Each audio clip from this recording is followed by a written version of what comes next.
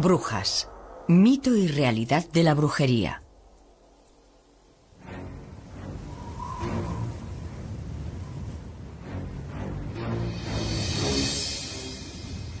Existe en el diccionario una palabra tan controvertida y evocadora que su sola mención conjura una gran profusión de imágenes y sensaciones. Esa palabra es brujería. Round about the cauldron go, in the poisoned entrails throw. Giremos en torno de la ancha caldera Under cold stone days and y nights. cuaje los filtros la roja lumbrera.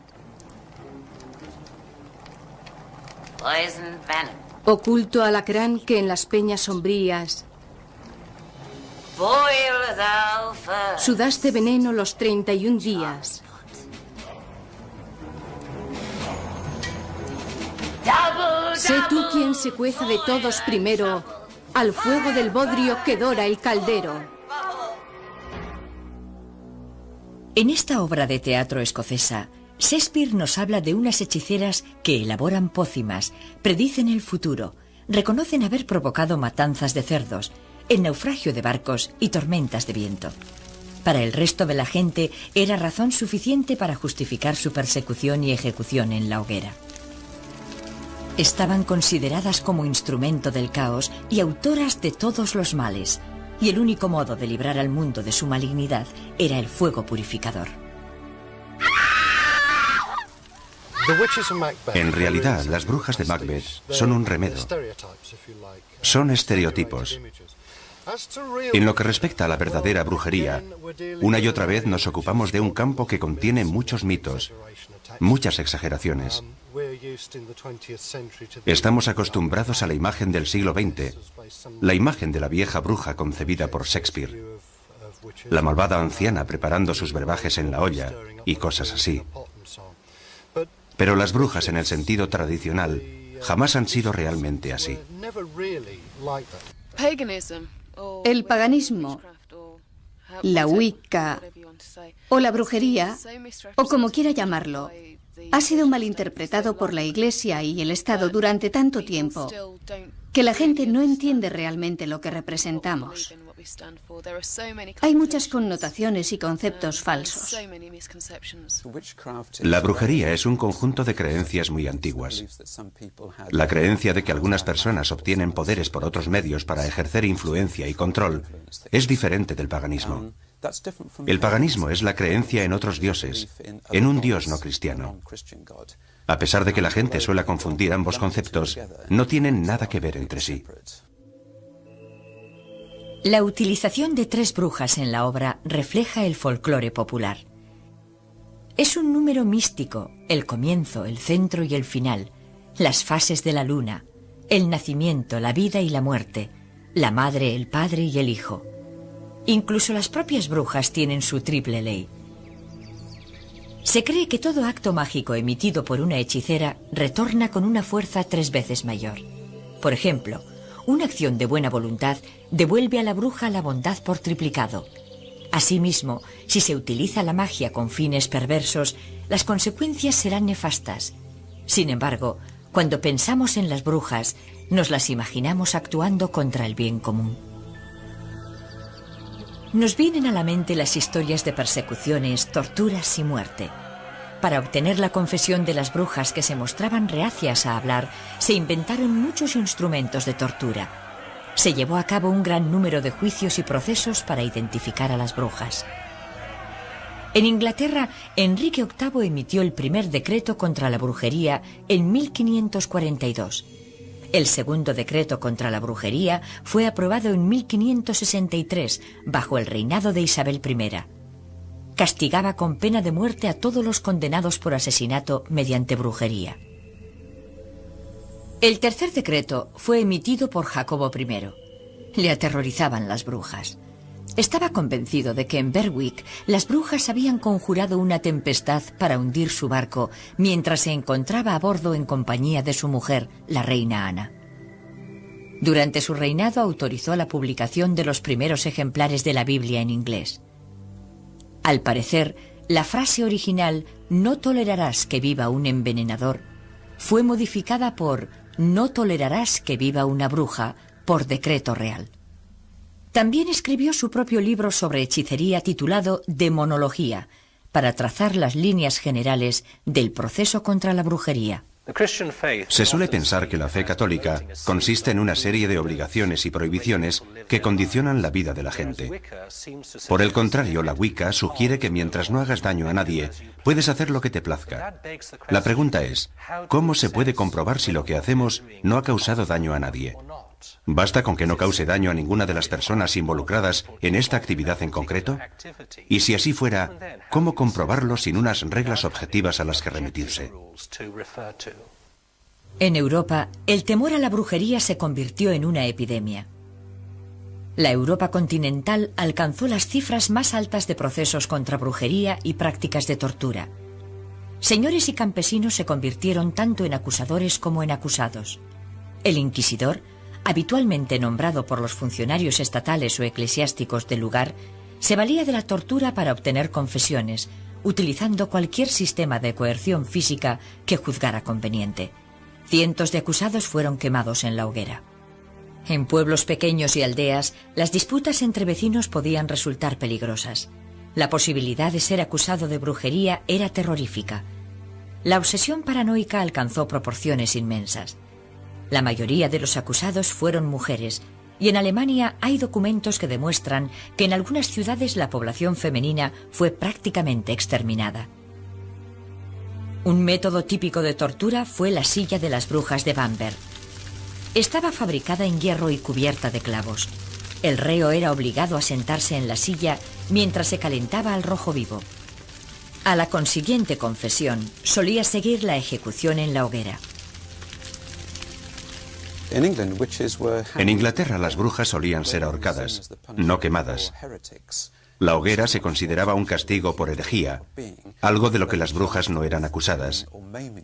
Las acusaban de mutilar a la gente mediante brujería, y eran juzgadas y castigadas por delito criminal por las heridas que habían provocado. Por el contrario, en la Europa continental, las brujas eran quemadas. Posiblemente esta sea la razón del concepto erróneo que se tiene de las brujas inglesas. Al igual que en otros muchos casos de la historia, el tiempo distorsiona y altera los conceptos populares, como es el caso de la silla de agua.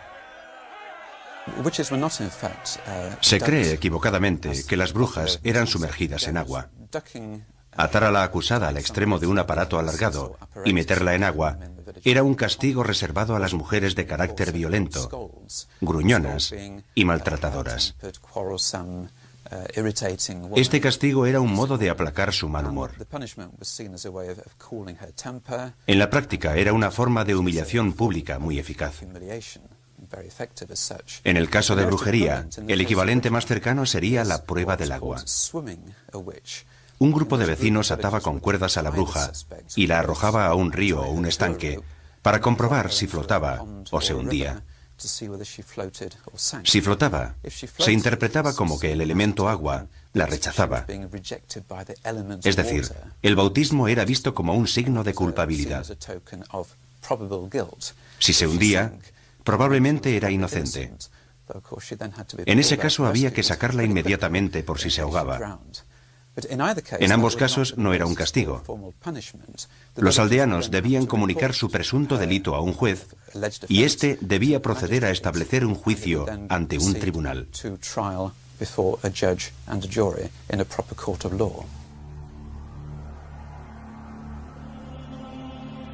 Matthew Hopkins fue tal vez el cazador de brujas más célebre. Durante la Guerra Civil de Inglaterra alcanzó el rango de pesquisidor general. El origen de Matthew Hopkins es bastante oscuro. Posiblemente era hijo de un sacerdote de Suffolk. Alcanzó la fama en 1645, cuando siempre, según él, descubrió que su misión era la de destruir y expulsar a las brujas de Anglia Oriental.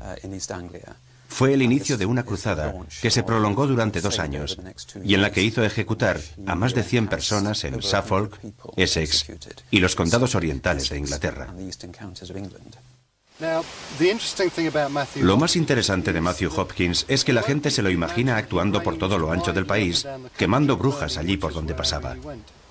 Sin embargo, esto no es cierto.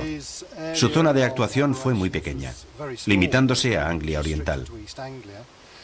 Tuvo muchas dificultades para encontrar brujas a su paso y recurrió a todo tipo de tácticas intimidatorias para obligar a la gente a confesar o a delatar a sus vecinos.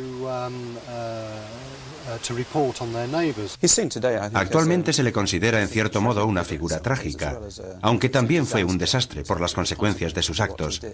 Al parecer se sentía motivado por un sentido de misión o cruzada. Creía que era un hombre bueno que cumplía la voluntad de Dios, expulsando a estos monstruos. Así es como se le ve hoy en día. Antes de llevar a la bruja ante los tribunales, había que obtener su confesión a modo de prueba concluyente. El método preferido por Hopkins era la privación de sueño. Mantenía a la presunta bruja en aislamiento. Posteriormente, sus ayudantes la desnudaban y le obligaban a caminar día y noche, impidiéndole dormir. Al cabo de varios días, la confesión solía ser fácil de obtener, así como los nombres de los conspiradores. Después daba comienzo el juicio. De hecho, los juicios se ajustaban bastante al modelo y criterio de justicia de los siglos XVI y XVII. Quiero decir, que se llevaban a cabo ante un juez, una jurisdicción, un jurado de evaluación.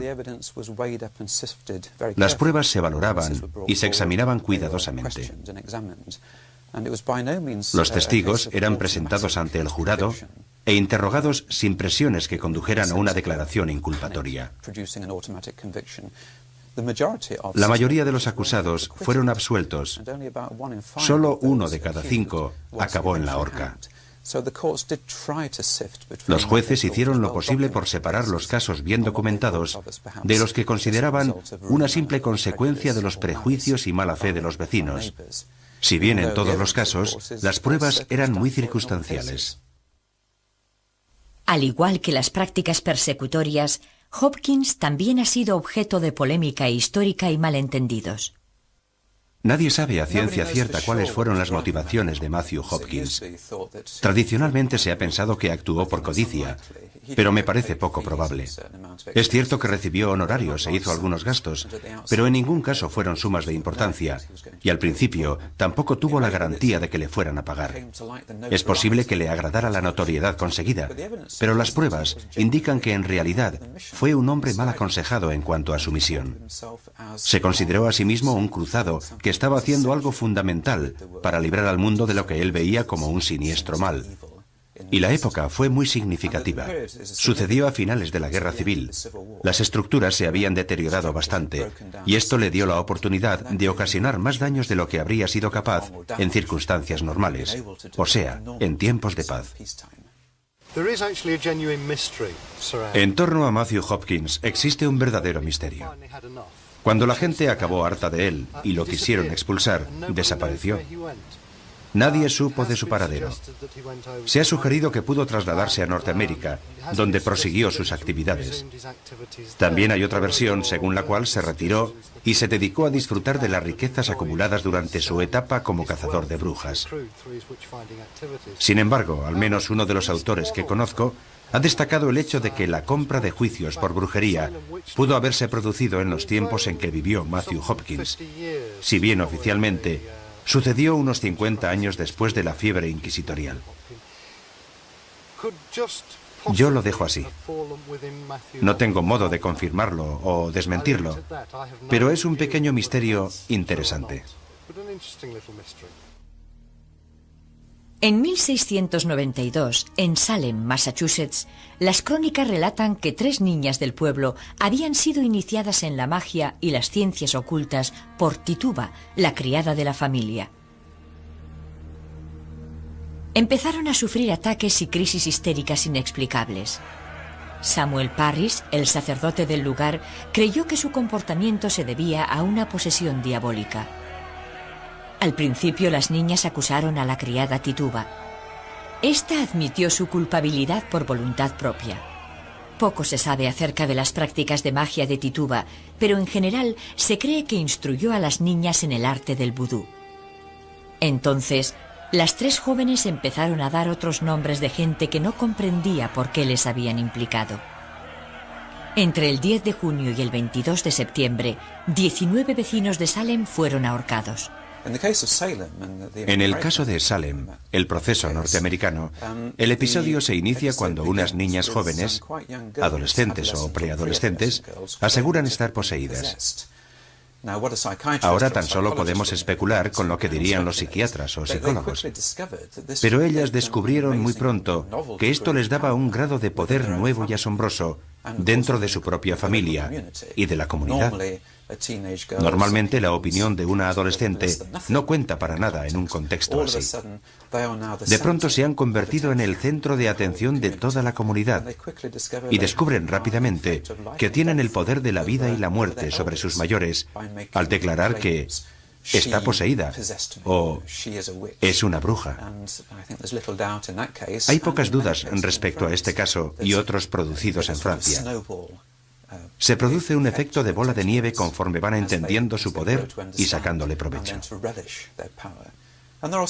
En Inglaterra hay más ejemplos documentados de niños o adolescentes que aseguran estar poseídos y que acaban corrompidos por el poder que han adquirido.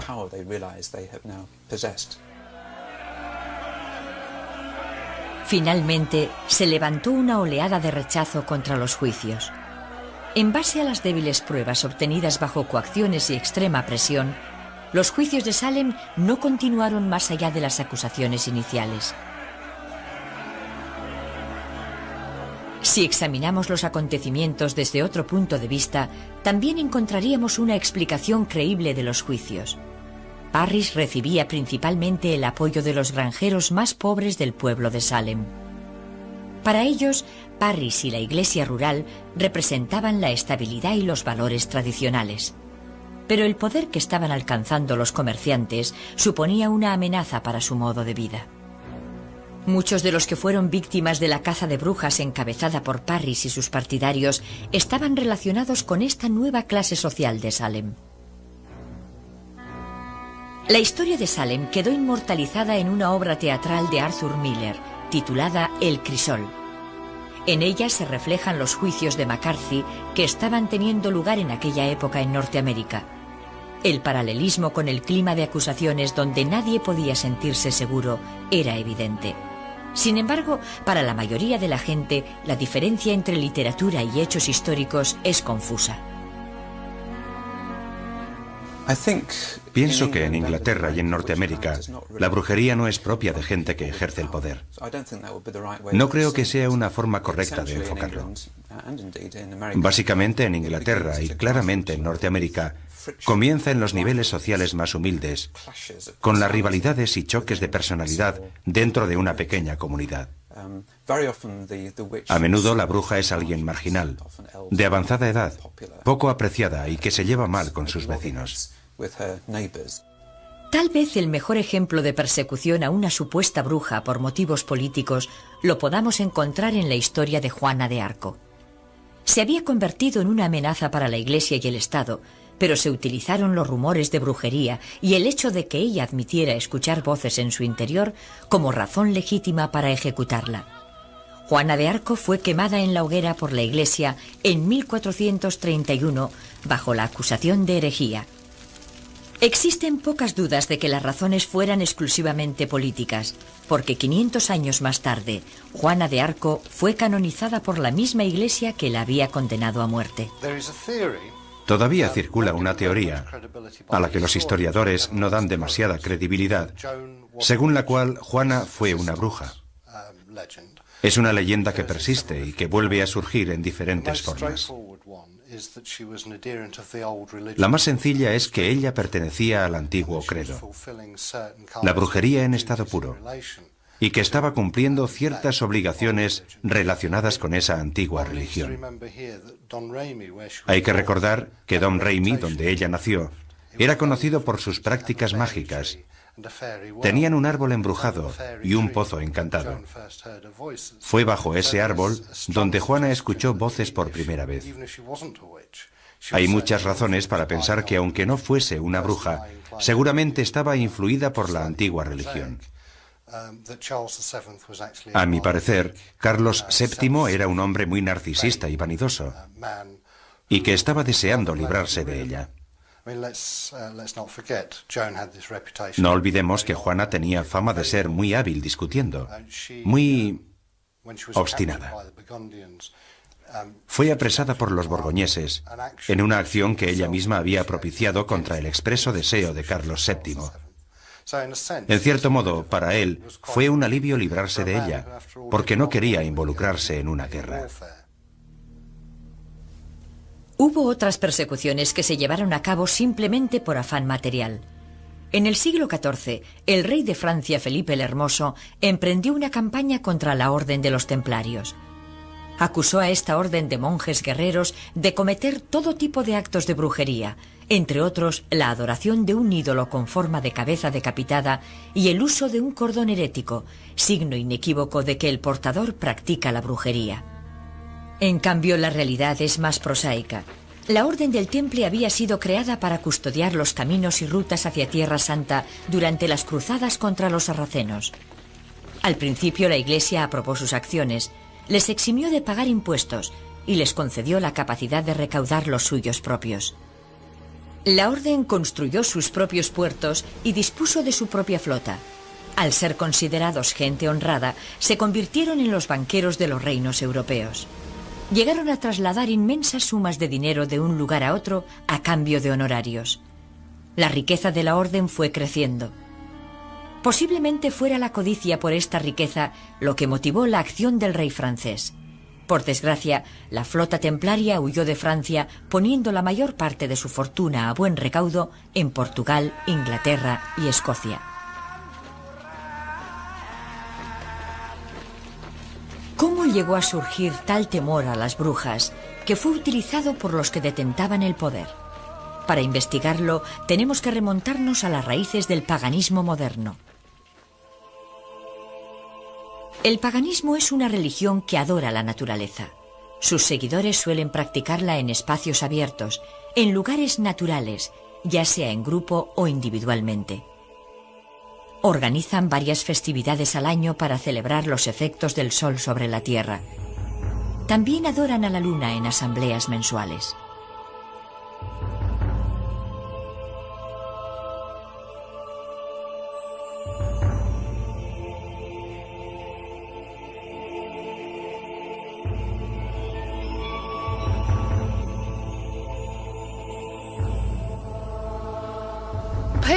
El paganismo o la Wicca es el amor por la tierra, el amor por la naturaleza y todo lo que hay en este planeta.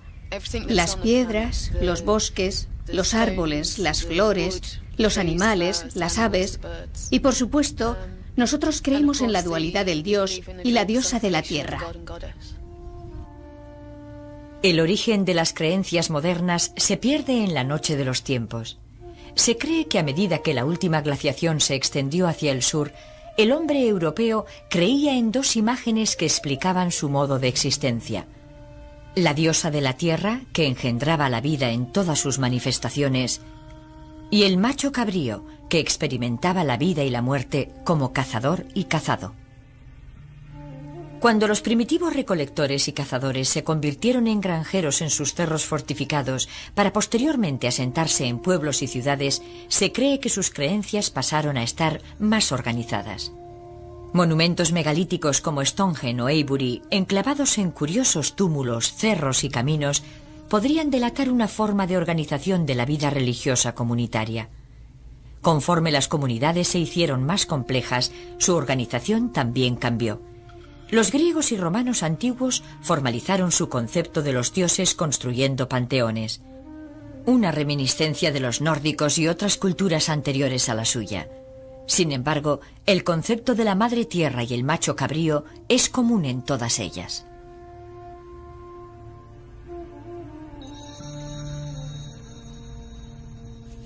Con la llegada de la primitiva iglesia cristiana se sembró la semilla de persecuciones venideras. En el año 325 de nuestra era, en el Concilio de Nicea, el emperador romano Constantino se enfrentó al problema de aunar las diferentes corrientes religiosas que existían en aquella época. Convertido al cristianismo, quería zanjar toda discusión en torno a la divinidad de Jesucristo.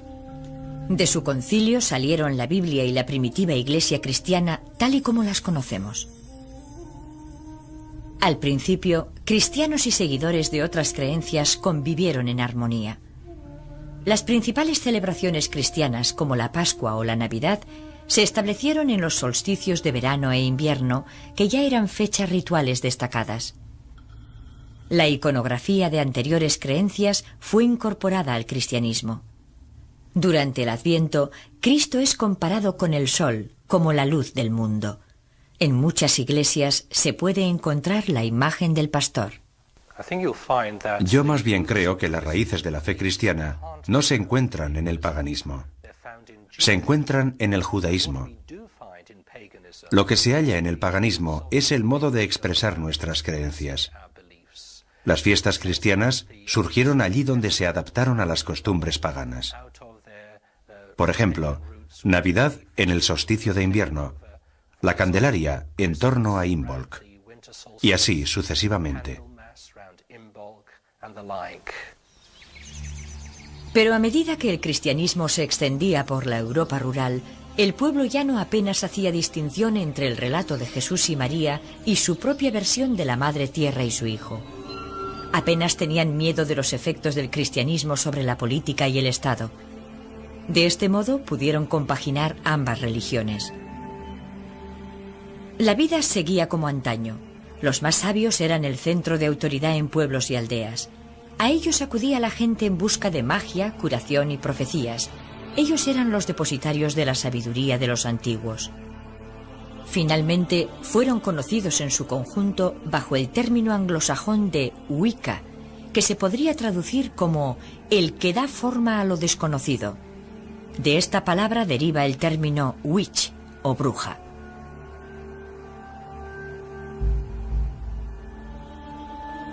Pero esta coexistencia pacífica de ambas religiones no estaba llamada a durar. Así comenzó la persecución. La Iglesia condenó a la Madre Tierra, declarando que como diosa de la tierra era la generadora de todos los placeres terrenales que la Biblia definía como pecado. Posteriormente proclamaron que el macho cabrío era la personificación del demonio, un ángel expulsado del cielo por sus pecados y que vivía y obraba en el infierno.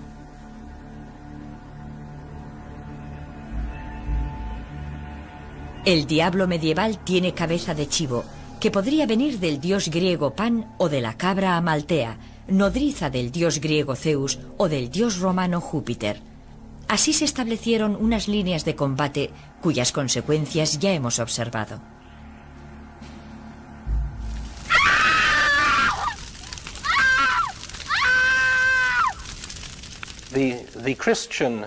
La Iglesia Católica está en permanente diálogo con los fieles de todas las creencias.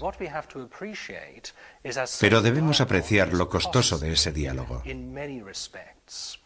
En muchos aspectos, si la Iglesia estableciera un diálogo con el paganismo, habría que llevar a cabo una gran labor de base, del clero con el paganismo. Habría que dar prioridad a un intenso diálogo para que la Iglesia pusiera los esfuerzos necesarios en su diálogo. Nos encontraríamos con que no hay base común en términos de doctrina y credo, pero tendríamos un diálogo interesante en nuestra visión del mundo en términos de ética y rituales. A pesar de que la Iglesia del siglo X intentó descartar la existencia de la brujería y se aprobó una ley canónica declarando herética la creencia en la magia y la hechicería, las brujas continuaron practicando sus artes. En los siglos XII y XIII resurgió la adoración de la Madre Tierra. Los poetas escribían odas a la diosa bajo el pretexto de que se las dedicaban a sus amadas. Se construyeron iglesias y catedrales en nombre de María, la Madre de Dios, quien como Madre Divina había sustituido a la Madre Tierra.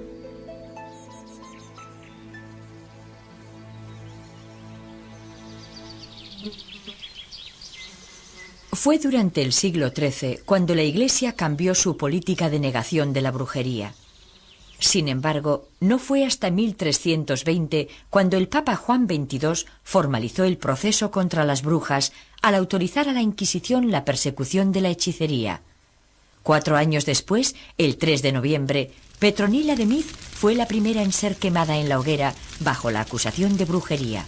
Sucedió en Irlanda. A partir de esa fecha, las declaraciones papales y las bulas pontificias fueron implacables en las condenas de brujería.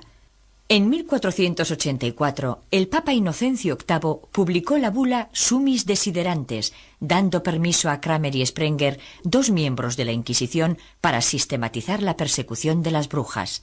Juntos escribieron el Malleus Maleficarum, conocido como el Martillo de las Brujas. El Malleus Maleficarum era un voluminoso libro muy erudito y extraño, escrito por 2 monjes dominicos en el siglo XV, en el que explicaban con todo lujo de detalles lo que hacían las brujas, la organización del sofisticado culto al diablo. Fue algo que favoreció y estimuló, en mayor grado todavía, la persecución sistemática y el hostigamiento de las brujas en la Europa continental a partir del siglo XV. Fue editado 2 o 3 años después de una bula papal en la que se denunciaba la brujería. Es una prueba clave que demuestra en qué medida las autoridades trataban el fenómeno de la brujería como si fuera una grave amenaza.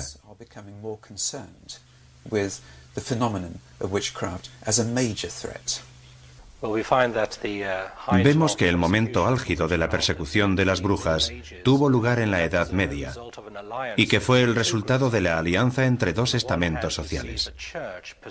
Por un lado está la Iglesia, que persigue con saña la brujería, si bien la verdadera razón fue el afán por establecer su poder en el país, no tanto por mantener la pureza de la doctrina.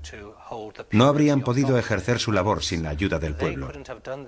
Seguramente habremos visto películas donde la gente azuzaba a los perros contra los miembros excéntricos de la comunidad y los conducía ante las autoridades eclesiásticas acusándolos de brujería.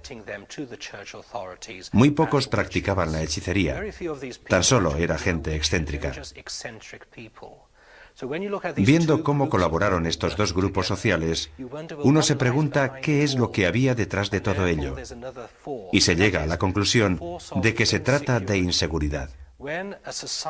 Cuando una sociedad se siente insegura, como lo fue la mayor parte de Europa en la Edad Media, entonces se ceba en todo aquel que represente a una minoría, como las brujas en este caso.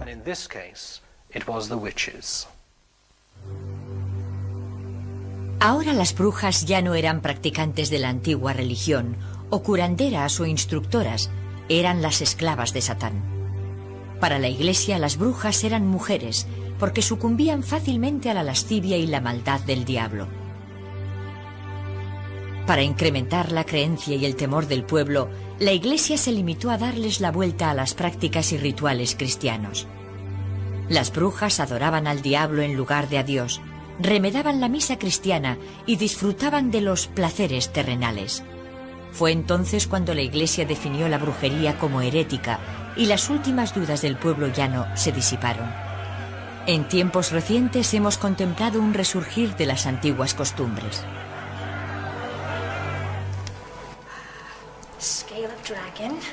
Colmillos de lobo, fauces de dragón, humores de momia y el de tiburón.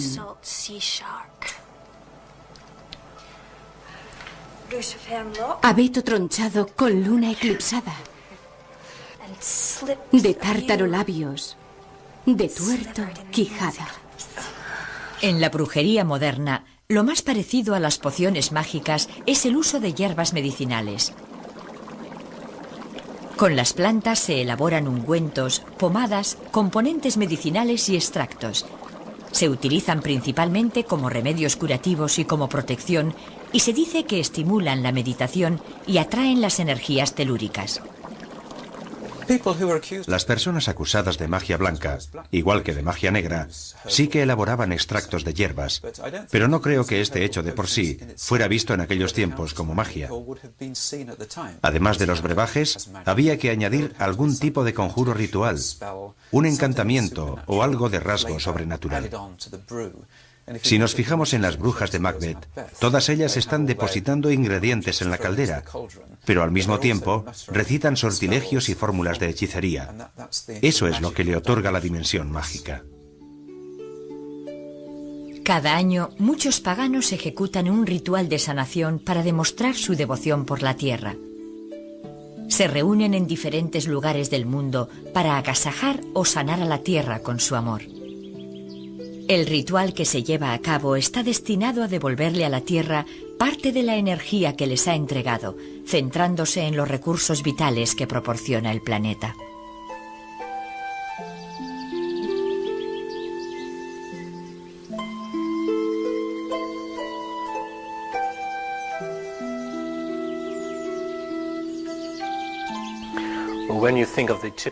Cuando pensamos en la típica imagen de la bruja, nos la imaginamos conjurando un hechizo o haciendo magia.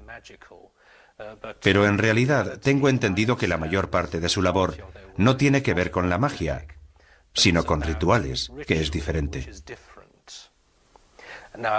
En lo que concierne a la magia, evidentemente como sacerdote cristiano, yo no creo en la magia como un poder en sí mismo, sino que en realidad lo que ejerce es el poder de la sugestión, la capacidad de influir psicológicamente en los demás.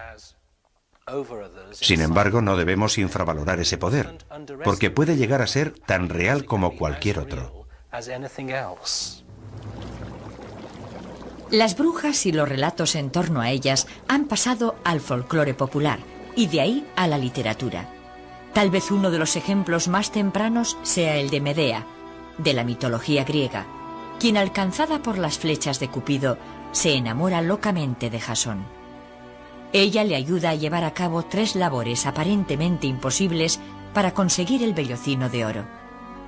De Inglaterra viene la historia del mago Merlín, el sabio anciano consejero que utiliza a regañadientes sus poderes mágicos para que Arturo se convierta en el legendario rey.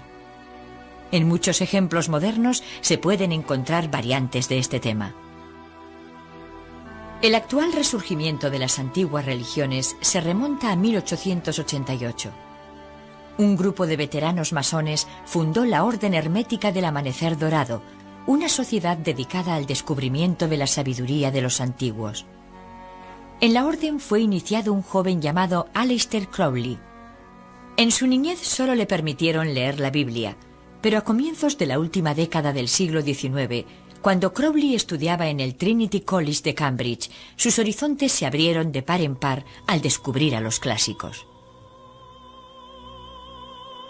Tras su instrucción dentro de la orden, viajó por todo el planeta. Fue en el Cairo donde recibió una serie de revelaciones místicas. Se sabe con certeza que Crowley influyó decisivamente en el resurgimiento de la magia ceremonial y las antiguas creencias. Es posible que a su labor debamos los horóscopos y los tableros de Ouija. Gerald Gardner, a quien muchos consideran el fundador de la Wicca moderna, fue iniciado por Crowley en la orden que éste presidía. El apasionado interés de Gardner por el renacimiento de la masonería y el gran número de libros que aportó seguramente contribuyeron al auge moderno de estas creencias. No creo que haya una verdadera conexión entre la Wicca moderna y la brujería de la Edad Media y los siglos XVI y XVII. Me parece un ejemplo de lo que conocemos por invención de la tradición moderna. A la Wicca moderna le gustaría que existiera tal tradición, tal conexión. Están intentando recrear lo que ellos piensan que sucedió o lo que les gustaría que hubiese sucedido, pero está universalmente aceptado como un fenómeno nuevo.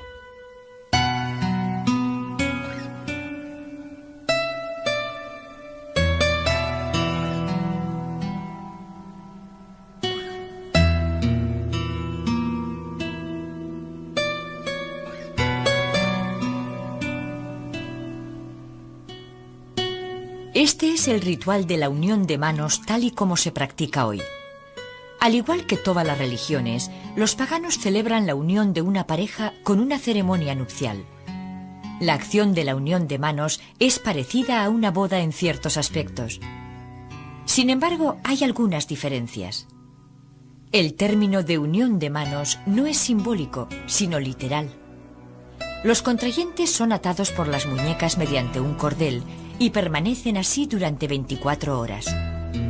Así es como declaran su amor mutuo y la sinceridad de sus votos.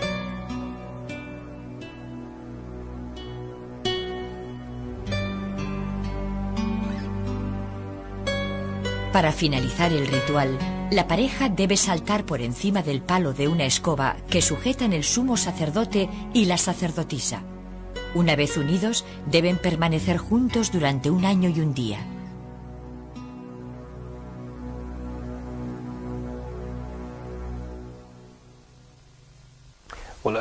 A lo largo del siglo XX, la gente ha intentado encontrar algún tipo de creencia que les proporcione respuestas y soluciones a todos sus problemas. Lo han buscado en la ciencia y en la política, y han descubierto las limitaciones de ambas. Ahora, en el cambio de siglo, la gente busca otra cosa que les ofrezca respuestas a las preguntas que formula su corazón. Lógicamente, buscan en el ámbito de la espiritualidad, y ahora contemplan la realidad con mayor libertad. Miran a las iglesias mayoritarias, pero a la vez a las que han estado situadas al margen. Pese a que la adoración de una diosa femenina ya no sea motivo de odio, hay algunos que aún lo temen y se siguen produciendo malentendidos que pueden tener fatales consecuencias. Según un informe, en 1997, en una pequeña aldea de Rusia, 2 hombres intentaron matar a una familia completa porque creían que una de las mujeres era bruja. La mujer sobrevivió a la brutal agresión, pero otra mujer murió y 4 niños tuvieron que ser hospitalizados por heridas graves. Los hombres reconocieron lo que habían hecho y acusaron a la mujer de haber hechizado a uno de ellos. Tal vez esto explique por qué la comunidad pagana sigue existiendo bajo un velo de aislamiento y secretismo. Lo importante de la brujería moderna es que se trata de un intento muy serio y sincero de volver a una especie de religión terrenal, una religión natural. Ahí es donde reside su importancia. Podemos apreciar que, en cierto sentido, la brujería moderna conecta muy bien con el movimiento ecologista. La preocupación por el medio ambiente, el regreso a la naturaleza y el respeto por la tierra. Eso es lo más importante de la brujería moderna. Se trata de vivir en armonía con el orden natural. Si buscara una definición que resumiera la brujería moderna, sería esta. Ante tanto escritor moderno que relate historias de brujas y hechicería destinadas al público infantil, a la pregunta de ¿cuándo nos volveremos a ver?, la respuesta más probable será «el martes tengo tiempo». Practicar la magia bajo el azote de una tempestad, donde llueve a cántaros y el viento agita los brezales, ya no implica temer las consecuencias de la persecución. La tortura y la hoguera han dado paso al entretenimiento y una nueva fe fundada en las antiguas costumbres. La brujería queda reflejada principalmente en la literatura y los medios de comunicación bajo la imaginería tradicional. Lo que vemos ahora está a años luz de las verdaderas prácticas del arte de la magia.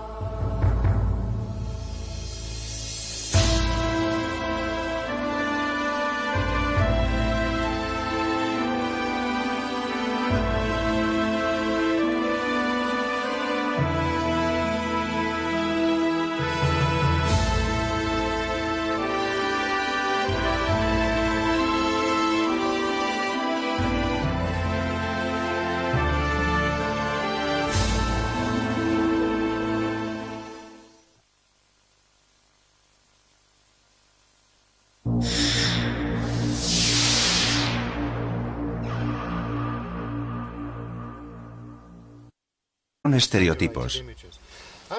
En lo que respecta a la verdadera brujería, una y otra vez nos ocupamos de un campo que contiene muchos mitos, muchas exageraciones. Estamos acostumbrados a la imagen del siglo XX, la imagen de la vieja bruja concebida por Shakespeare. la malvada anciana preparando sus brebajes en la olla y cosas así. Pero las brujas en el sentido tradicional jamás han sido realmente así.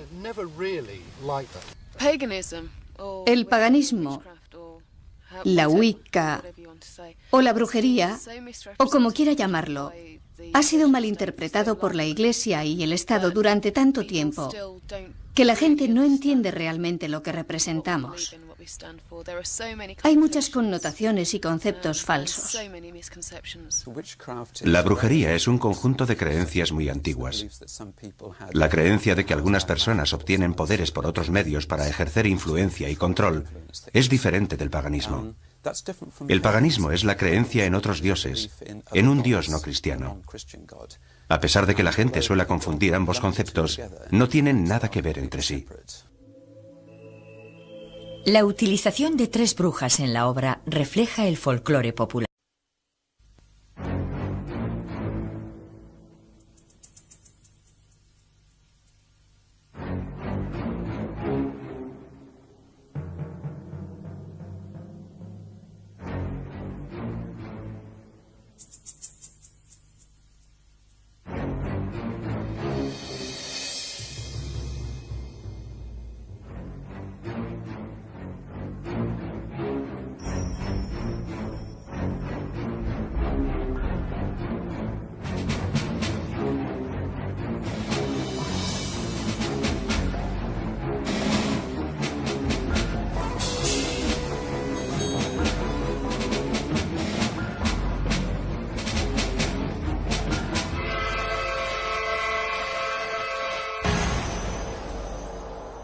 Brujas, mito y realidad de la brujería.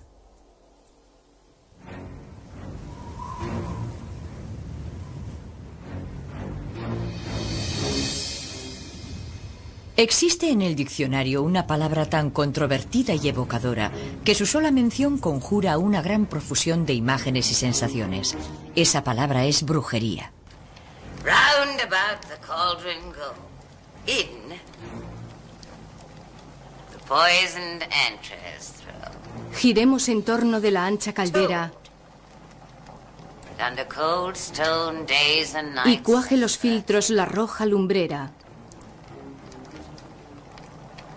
poisoned venom, Oculto alacrán que en las peñas sombrías boil thou first. sudaste veneno los 31 días.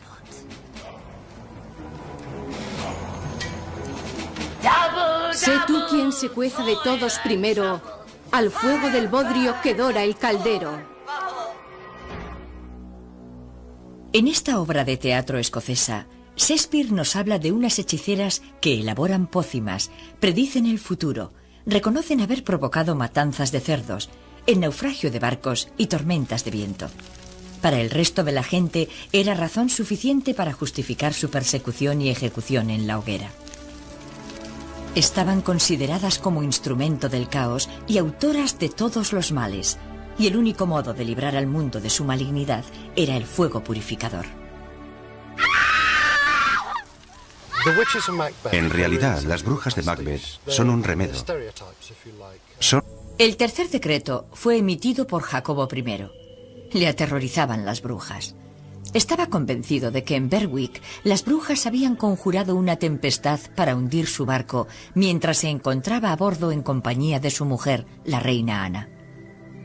Durante su reinado autorizó la publicación de los primeros ejemplares de la Biblia en inglés.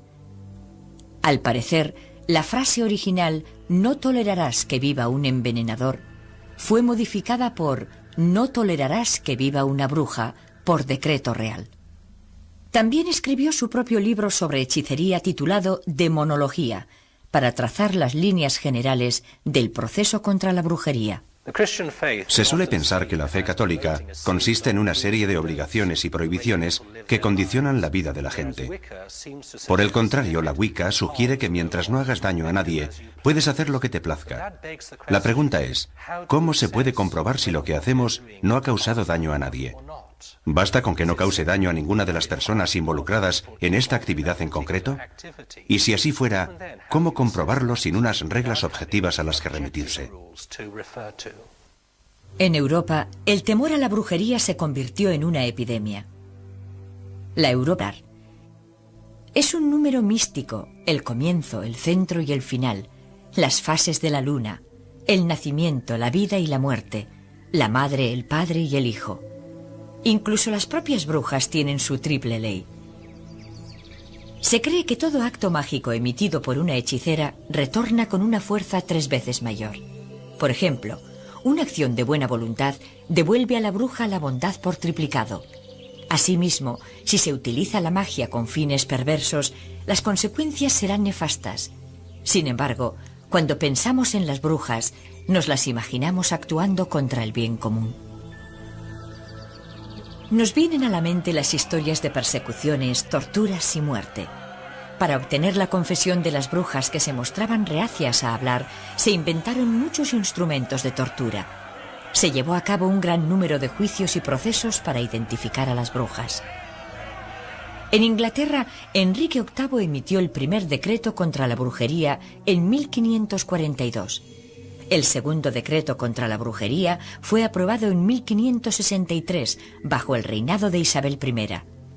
Castigaba con pena de muerte a todos los condenados por asesinato mediante brujería. Giremos en torno de la ancha caldera y cuaje los filtros la roja lumbrera. Oculto alacrán que en las peñas sombrías sudaste veneno los 31 días.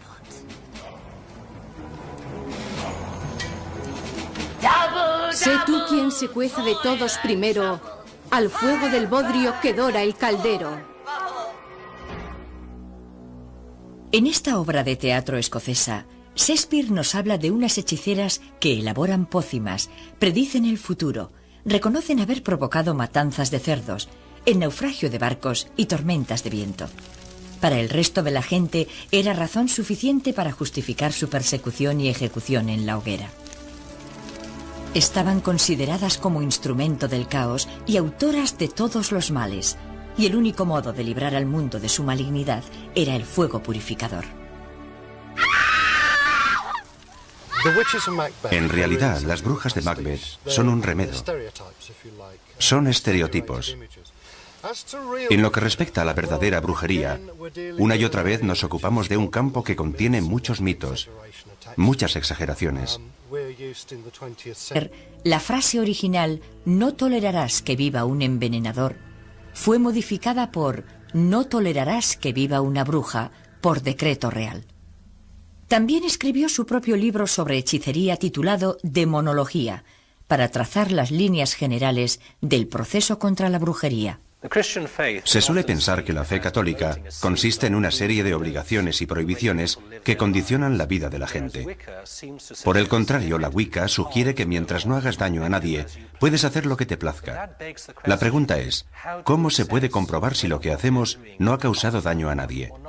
¿Basta con que no cause daño a ninguna de las personas involucradas en esta actividad en concreto?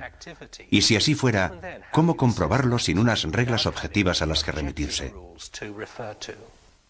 En Europa, el temor a la brujería se convirtió en una epidemia. La Europa continental alcanzó las cifras más altas de procesos contra brujería y prácticas de tortura. Señores y campesinos se convirtieron tanto en acusadores como en acusados.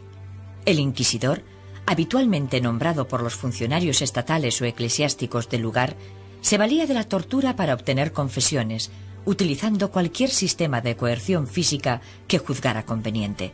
Cientos de acusados fueron quemados en la hoguera. En pueblos pequeños y aldeas, las disputas... Estamos acostumbrados a la imagen del siglo XX, la imagen de la vieja bruja concebida por Shakespeare, la malvada anciana preparando sus brebajes en la olla y cosas así. Pero las brujas en el sentido tradicional jamás han sido realmente así. El paganismo, la Wicca o la brujería, o como quiera llamarlo, ha sido malinterpretado por la Iglesia y el Estado durante tanto tiempo que la gente no entiende realmente lo que representamos. Hay muchas connotaciones y conceptos falsos. La brujería es un conjunto de creencias muy antiguas. La creencia de que algunas personas obtienen poderes por otros medios para ejercer influencia y control es diferente del paganismo. El paganismo es la creencia en otros dioses, en un dios no cristiano. A pesar de que la gente suele confundir ambos conceptos, no tienen nada que ver entre sí. La utilización de 3 brujas en la obra refleja el folclore popular. Es un número místico, el comienzo, el centro y el final, las fases de la luna, el nacimiento, la vida y la muerte, la madre, el padre y el hijo. Incluso las propias brujas tienen su triple ley. Se cree que todo acto mágico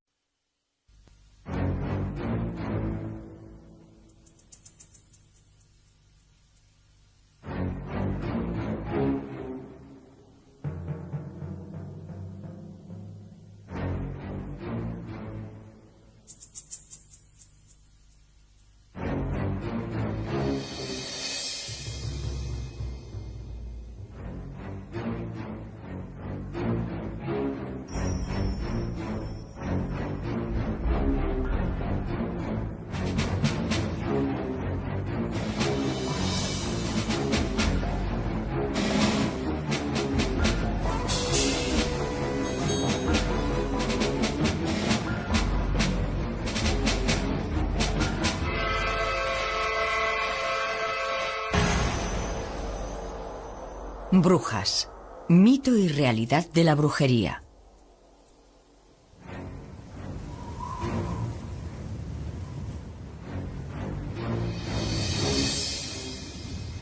Existe en el diccionario una palabra tan controvertida y evocadora que su sola mención conjura una gran profusión de imágenes y sensaciones. Esa palabra es brujería. Round about the cauldron go. In poisoned entrails throw. Emitido por una hechicera retorna con una fuerza 3 veces mayor. Por ejemplo, una acción de buena voluntad devuelve a la bruja la bondad por triplicado. Asimismo, si se utiliza la magia con fines perversos, las consecuencias serán nefastas. Sin embargo, cuando pensamos en las brujas, nos las imaginamos actuando contra el bien común. Nos vienen a la mente las historias de persecuciones, torturas y muerte. Para obtener la confesión de las brujas que se mostraban reacias a hablar, se inventaron muchos instrumentos de tortura. Se llevó a cabo un gran número de juicios y procesos para identificar a las brujas. En Inglaterra, Enrique VIII emitió el primer decreto contra la brujería en 1542. El segundo decreto contra la brujería fue aprobado en 1563, bajo el reinado de Isabel I. Castigaba con pena de muerte a todos los condenados por asesinato mediante brujería. El tercer decreto fue emitido por Jacobo I. Le aterrorizaban las brujas. Estaba convencido de que en Berwick las brujas habían conjurado una tempestad para hundir su barco mientras se encontraba a bordo en compañía de su mujer, la reina Ana. Durante su reinado autorizó la publicación de los primeros ejemplares de la Biblia en inglés. Al parecer,